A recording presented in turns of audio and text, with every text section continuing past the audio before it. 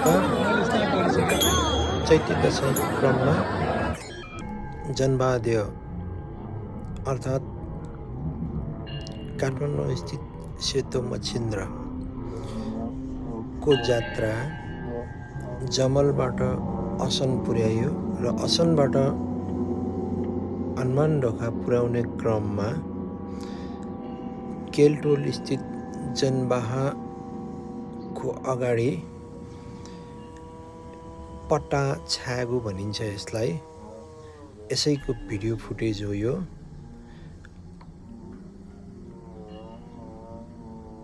र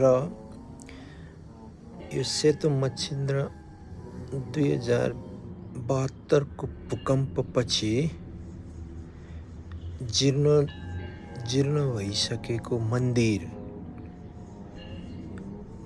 पुनः जीर्णोद्धारपछि यसै यात्रा पश्चात सोही मन्दिरमा प्रतिस्थापन गरिनेछ यस वर्ष विक्रम सम्वत 2081।